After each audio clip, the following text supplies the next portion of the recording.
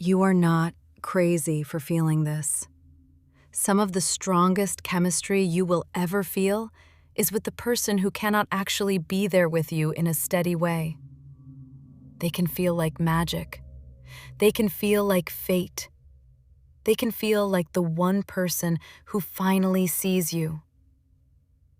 And then they disappear. Or they go cold. Or they act confused the second you ask for something normal. And you sit there, replaying everything like a detective because your heart is screaming one thing and their behavior is showing another. So I want to give you the answer in the simplest way first. Because heartbroken people do not need a lesson. They need relief. Chemistry is the spark. Availability is the ability to show up in real life, again and again, with respect, with follow-through, and with repair when things get hard. Chemistry can be real and still be unsafe. Availability is what makes love feel calm over time. That is what this episode is about. Not how to get the spark. How to stop confusing the spark with safety. Because the trap is not that you feel chemistry. The trap is that you keep using chemistry as proof that they will become steady later. And later keeps moving. Today, we are going to walk through a real story from start to finish. You will recognize yourself in it. You will recognize them in it. And I will show you the exact moments where people get hooked. The exact moment they start shrinking without noticing. And the exact next step that stops the spiral. The goal is not to make you colder. The goal is to make you clearer. Because clarity ends suffering. Pause here for a second. If this helped your system settle, hit the subscribe button. PsychBond is daily psychology, and we decode avoidant and anxious patterns so you stop guessing. Now, let's begin the story. You meet someone, and it is immediate. Not because they are perfect, not because you are desperate, but because something in you lights up. The conversation moves fast. The eye contact feels heavy. The jokes land. There is warmth. There is tension. There is that feeling of being singled out. Then they text you after, and it feels personal.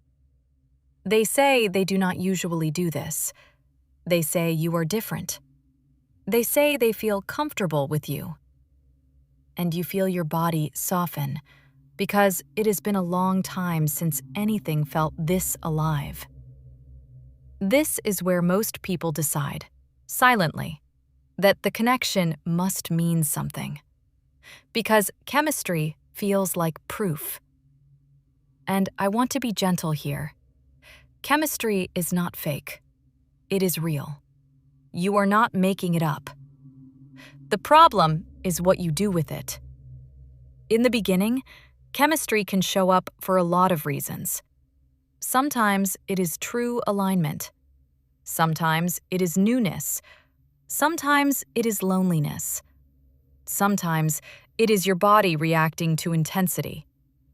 Sometimes it is old familiarity wearing a new face. That is why the first rule is simple. Do not make lifelong conclusions from early heat. Early heat is a signal that you feel pulled. It does not tell you whether the person can actually hold a relationship in real life. So, in the story, you keep seeing them. The dates are good. The talk is deep. The affection is strong. Maybe the sex is intense. Maybe they open up about something painful. Maybe they hold you like they have known you forever. And you start thinking, this is rare. I cannot lose this. And right here is where the quiet shift begins. You start being careful. You do not call it being careful. You call it being chill. But you start editing yourself. You start timing your texts. You start thinking, should I say this or will it scare them? Should I ask for a plan or will that feel like pressure? Should I show how much I like them or will they pull away? And that is your first sign that chemistry is not turning into safety. When you feel you must manage yourself to keep someone close, your body already knows this bond is fragile. Safe love does not require constant self-management. Safe love lets you show up as yourself without fear of punishment. Now, let's move to the moment where the truth starts showing. A normal moment arrives, not a romantic moment, a real-life moment. You ask something normal. When are we seeing each other next? Are we on the same page? Are you still talking to other people? What are we doing? You do not say it with drama. You say it because you are trying to protect your time, your feelings, your life. And their energy shifts. Sometimes it is subtle. They reply slower. They get vague. They say they are busy. They say they have a lot going on. They say they do not like labels. They say they want to go with the flow. They say you are overthinking. And if you press, they pull away. If you act like you do not care, they soften again. This is where you feel the split. The chemistry is real when they are present, but the connection falls apart when it needs real-life steadiness. This is the difference between chemistry and availability. Chemistry is the way they feel when you are together. Availability is what they do when the moment ends. It is whether they keep showing up when there is nothing exciting happening. It is whether they can handle your needs with respect. It is whether they can make and keep plans. It is whether they can stay present when you are not performing. And this is why people get stuck. Because the chemistry makes you believe the relationship is already real, but their behavior is telling you it is not stable. So, what do most people do here? They try to fix it. They soften. They apologize. They say they did not mean pressure. They say it is fine. They say they are okay with whatever. They shrink their needs to protect the connection. And for a moment, it works. The avoidant person relaxes because the pressure disappears. They return with warmth. They become affectionate again. They act like nothing happened. And your body feels relief. Relief is powerful. Relief feels like love when you have been anxious. So you take the warmth as proof that you did the right thing, and now the pattern is installed. You get closeness when you ask for less. You get distance when you ask for more. That is why it becomes so hard to stop, because your own behavior starts getting trained. You stop saying what you need. You stop asking for normal things. You stop being honest. And you do it slowly, so you do not even notice you are disappearing from your own life. Now, let's pause and make this painfully simple. If someone can only be close when you ask for nothing, that is not a relationship. That is access on a condition.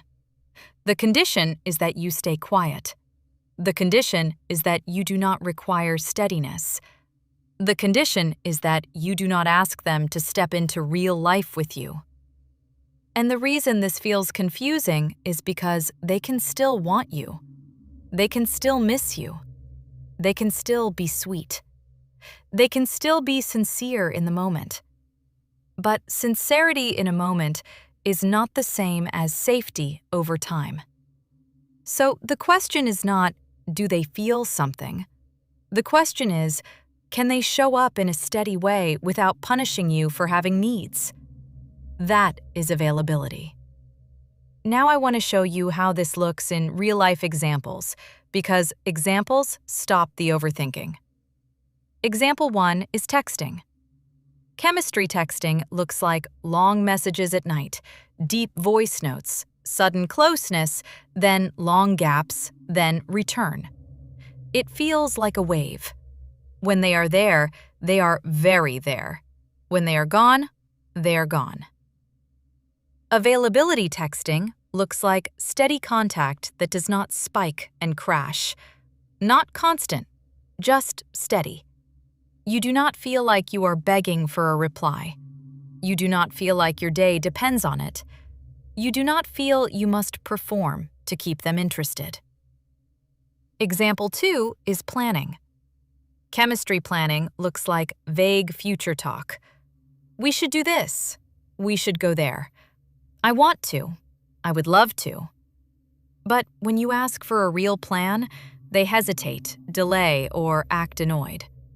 They might say, "Let's see," or "I'll let you know," or "I'm busy this week," without offering anything concrete.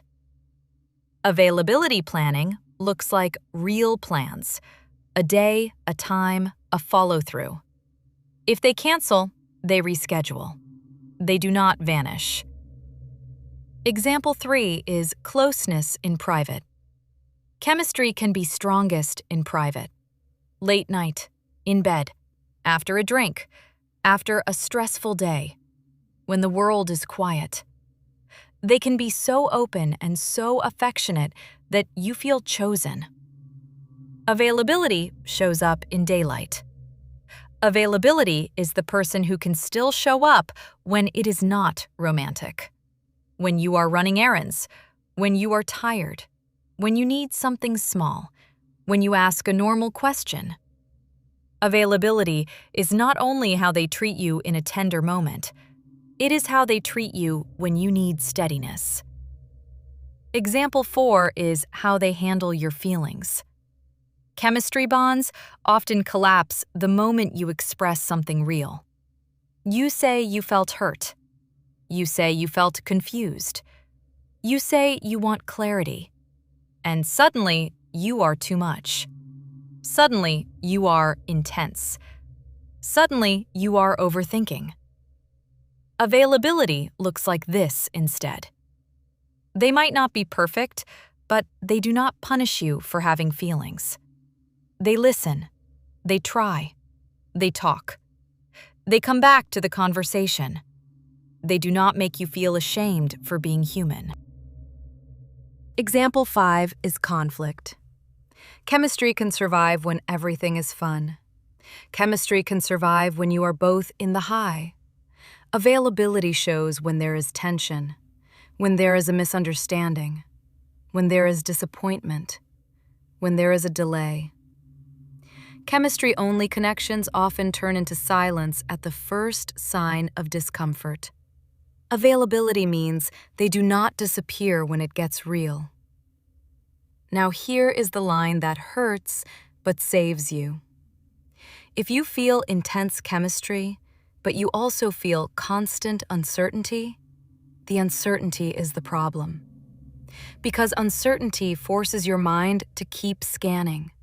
It forces you to keep guessing. It forces you to keep trying to earn steadiness. And this is why you can feel obsessed with someone you do not even fully know. It is not because you are weak. It is because your mind cannot relax without certainty. So it keeps trying to solve the person like a puzzle. It keeps replaying. It keeps rewriting. It keeps looking for the missing piece that will make the warmth last. That is exhausting. Now, let's go back to the story, because this is the part everyone recognizes. After the first pullback, they return. And they might return strong. They might be extra sweet. They might act like they are finally ready. This traps people the most, because it feels like proof that the connection is special. But you must watch one thing. Do they become steady after they return? Or do they return with warmth and then go back to the same pattern the moment you ask for real-life consistency again? Because if nothing changes in the pattern, the return is not a turning point. It is a reset. It is a way for the connection to continue without becoming real. You do not have to call them evil to see that. You just have to see what it does to you. If each return makes you hopeful and each pullback makes you smaller, you are being trained to accept instability as love. That is why it hurts so much. Now let's talk about why avoidant people can feel so intense and still be unsteady, because this is where you stop blaming yourself. Many avoidant people are not heartless. They can feel deeply. They can want connection.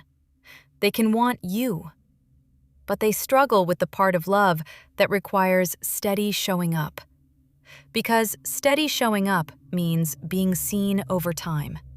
It means being counted on. It means being known in real life. It means being in a position where you might need them. And for an avoidant person, being needed can feel like pressure.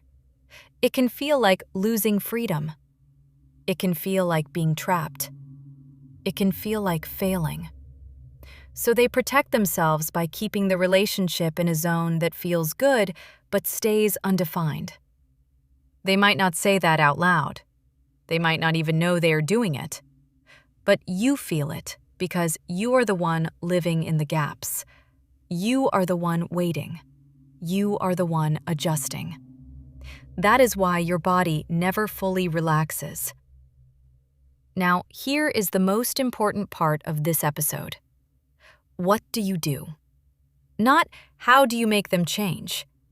What do you do so you stop suffering? Here is the answer in plain words. You stop trying to get safety from someone who cannot give safety. You stop trying to turn chemistry into steadiness by being more patient, more perfect, more quiet, more understanding. Because your performance does not create their availability. Their availability is shown by what they do over time. So, you ask for one small, normal thing, and you watch. Not 10 things, not a speech. One simple request. When are we seeing each other next? Can we plan? Can we be clear? Then you watch the next week. Do they respond with respect? Do they follow through? Do they stay present? Do they get steadier? Or do they punish the request by pulling away? The response tells you everything. If they can handle a simple request without making you feel guilty, that is a good sign. If they cannot handle a simple request and you are left feeling ashamed for wanting normal love, that is your answer too. Now, I want to be very specific about what watch the next week means, because you need something clear, not a vague hope. In the next week, look for these behaviors. Do they reach out without you chasing? Do they make a plan and keep it?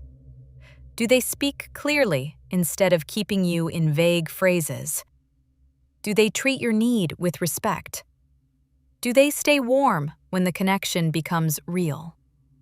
If they make a mistake, do they come back and fix it? Or do they disappear and act like nothing happened? Those things show availability. And if those things are missing, you do not need more explanations. You already have the answer. Now, the part of you that is shy and sensitive might say, but what if I lose them? What if I push them away? I want you to hear this carefully. If asking for normal steadiness pushes someone away, that person was not safe for you long term. Because the relationship would always require you to stay small to keep it. And that is not love. Love does not require you to erase yourself. Love does not require you to hide your needs. Love does not require you to pretend you do not care. Now let me give you a simple way to speak that protects you and also keeps you calm. You do not need a big talk. You do not need a speech. You say something like this: I enjoy being with you. I want something steady. I need consistency to keep going. If you can do that, great. If you cannot, I will step back. That is calm. That is clear. That is not a fight. And notice the difference. You are not asking them to prove they love you. You are saying what you need to stay. That is healthy. That is adult. And their response tells you whether they can meet you. Now let's address the hardest feeling. The feeling that the chemistry was so rare that you will never feel it again. This is where people get trapped for years, because they believe chemistry like that is once in a lifetime. But chemistry that comes with anxiety is not rare love.